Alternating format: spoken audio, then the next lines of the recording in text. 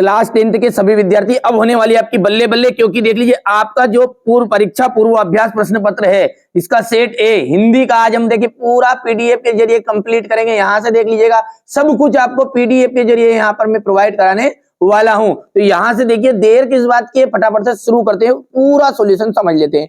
प्रयोगवाद के जनक माने जाते हैं, तो अज्ञे जी को प्रयोगवाद का जनक माना जाता है।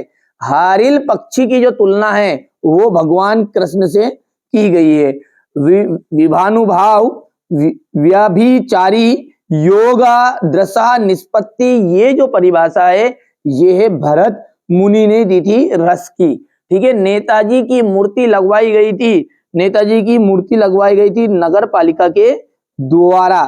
ठीक है, जिस समास में प्रथम पद विशेषण और दूसरा पद विशेष्य हो वो कहलाता है कर्मधारय समास। ठीक है, माता का आंचल पाठ में भोलानाथ के बाबूजी पाठ करते थे, तो देखिए रामायण जी का वो पाठ करते थे।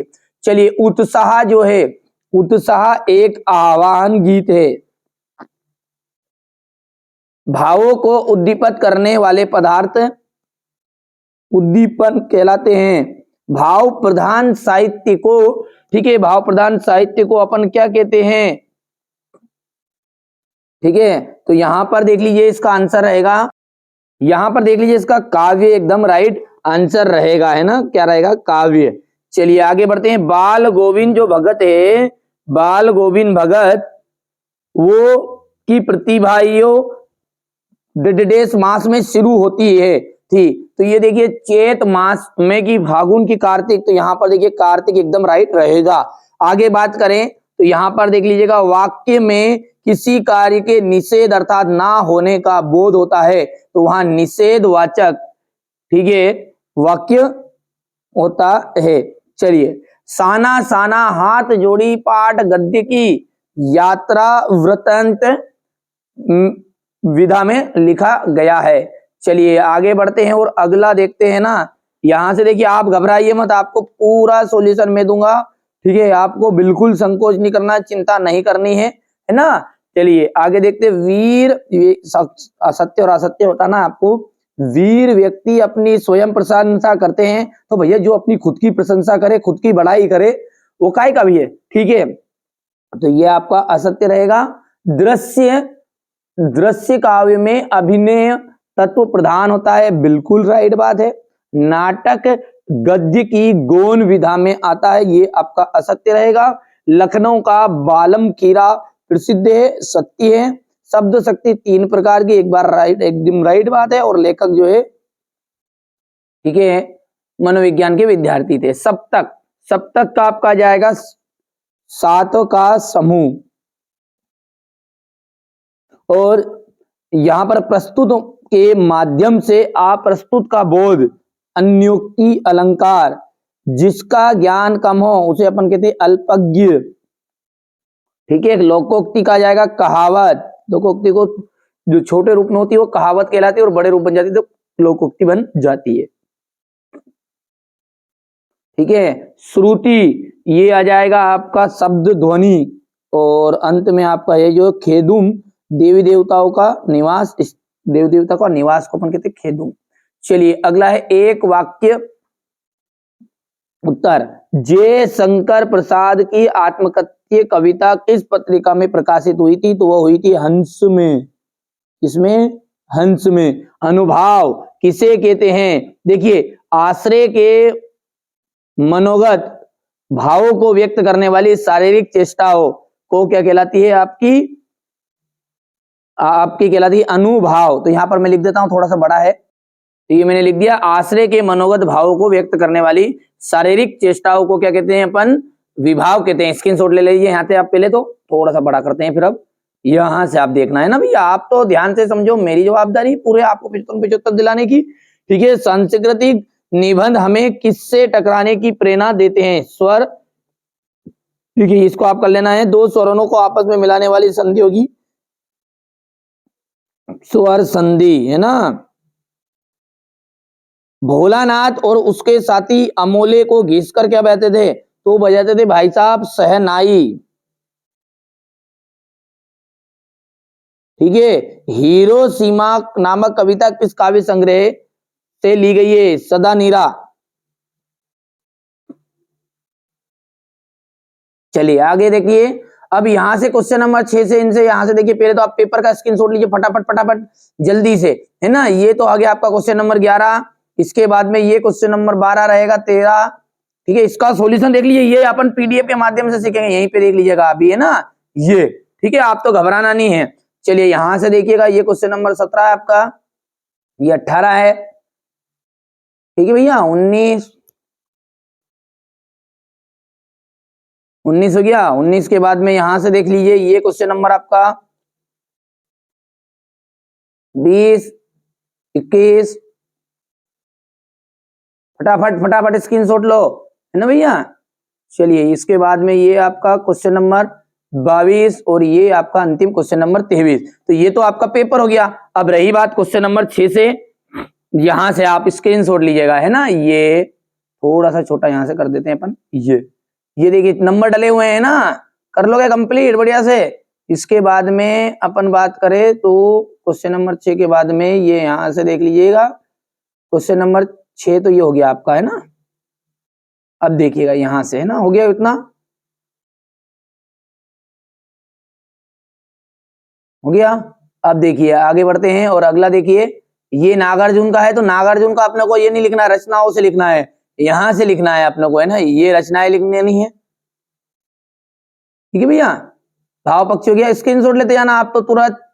ये आपका यहां से, इसके बाद में यहां से स्क्रीनशॉट ले, थोड़ा सा छोटा कर दूं ना, ठीक है, ताकि हमारे बच्चों को कोई कठिनाई ना हो, इसलिए बिल्कुल यहाँ पर सारी चीजें अपन प्रोवाइड करा रहे हैं ना। चलिए इसके बाद में ये अलंकार है, ये थोड़ा सा अच्छे से डिटेली मैंने बता दिया है, यहां से ले लो स्क्रीनशॉट बढ़िया से। आप तो शांति से काम करो बिल्कुल। यहां पर देखिए, ये क्वेश्चन नंबर आपका 8 है, हो गया। 8 के बाद में हम बात करें तो क्वेश्चन नंबर जो 8 का, सॉरी ये तो हो गया है 8वां, डबल से कई पेज हो चुके हैं।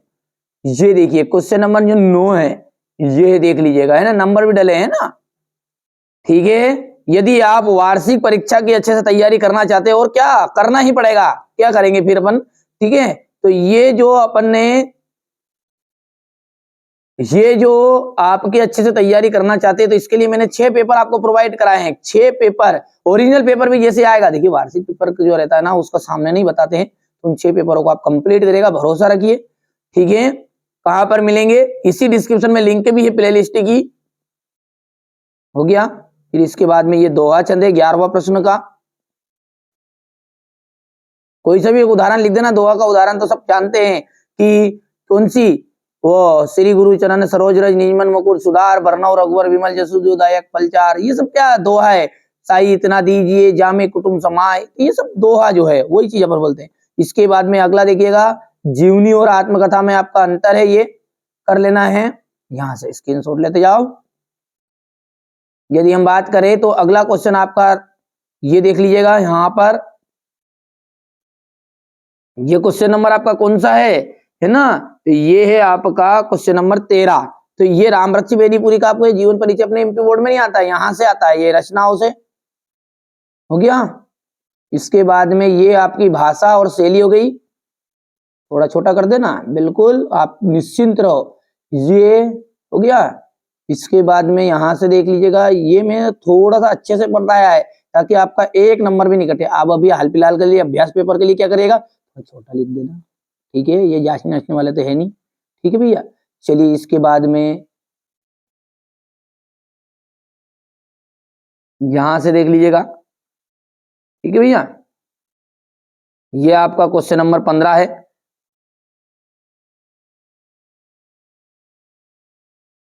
हो गया, आग की खोज। इसके बाद में ये क्वेश्चन नंबर आपका 16 है। 16वें क्वेश्चन में ये बोल रहा है कि वाक्यांशों के लिए एक शब्द लिखना है जो देखने में प्रिय लगे, सॉरी, जो देखने में प्रिय लगे, लगे तो ये गलत हो गया, यहाँ पर अप्रिय नहीं आएगा, ठीक है। और जिसका वर्णन किया ना जा सके वो आपका अवर्णीय हो जाएगा। चलिए तो इसके बाद में अपन बात करें, थोड़ा सा वो गलत हो गया है 16, उसको सही कर लेना है आपको। यहां से देख सकते हैं आप, ये क्वेश्चन नंबर आपका 17 है, हो गया। आगे की बात करें अपन तो क्वेश्चन नंबर ये वही है ना, रिपीट हो गया है।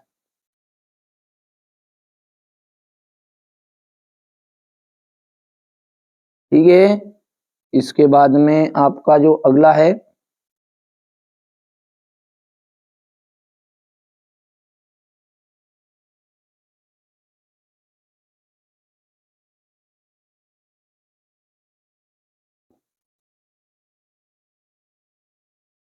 जी यहां से क्वेश्चन नंबर आपका 19,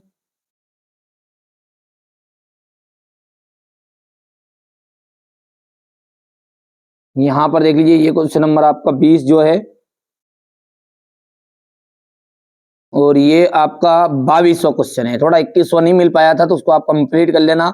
और ये अंत में जल ही जीवन है, बिन पानी सब सून। तो ये यहाँ पर हमारा क्वेश्चन नंबर 23 है। ये उपसंहार इतना सा लिखना, ज्यादा कुछ लंबा चौड़ा लिखने की जरूरत नहीं है। अब है ना, क्वेश्चन जो आपका पैटर्न है वो 4 नंबर 5 नंबर में आपका पूछता है। ठीक है, पहले जो निबंध हुआ करता था वो आपका 10 नंबर में हुआ करता था, अब 4 नंबर से ज्यादा पेपर आता नहीं है। तो ये मैंने आपको है ना पूरे पेपर का सॉल्यूशन भी दे दिया भैया।